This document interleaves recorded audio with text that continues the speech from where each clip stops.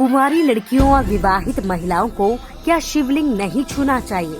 ऐसे सवाल अक्सर किए जाते हैं। तो आपको बता दें कि शास्त्रों के अनुसार महिलाओं और कुंवारी लड़कियों को शिवलिंग को नहीं छूना चाहिए।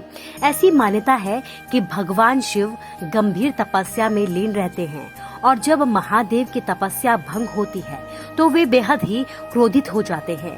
शास्त्रों में ये भी माना जाता है कि शिवलिंग को छूकर पूजा करना माँ पार्वती को पसंद नहीं है, इसलिए माता पार्वती इससे क्रोधित हो जाती है और पूजा करने के विपरीत फल मिलता है। शिवलिंग का जो ऊपर का भाग होता है वो भगवान शिव का होता है और जो नीचे का भाग होता है वो शक्ति स्वरूप माँ भगवती माँ पार्वती का होता है। तो शिवलिंग शिव और शक्ति का प्रतीक है। लेकिन क्या ये बात सही है? इसे जानने के लिए हमें शिव पुराण की ओर रुख करना होगा। शिव पुराण के प्रथम खंड, जिसे रुद्र संहिता कहते हैं, उससे इस जानकारी को जुटा करके लाए हैं। वेदों का पारंगत विद्वानों ने नारी को माया रूपणी कहा है।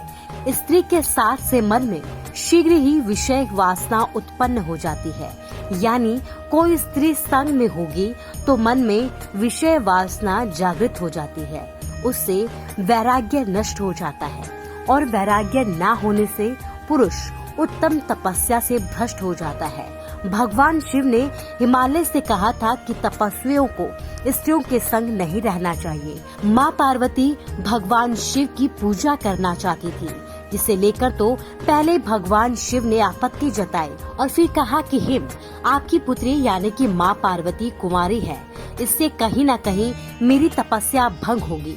लेकिन उनकी बात सुनकर हिमालय की बेटी काली यानी कि माँ पार्वती ने भगवान शिव से अपनी आपत्ति जताई और उन्हें ये कहा कि प्रकृति क्या है?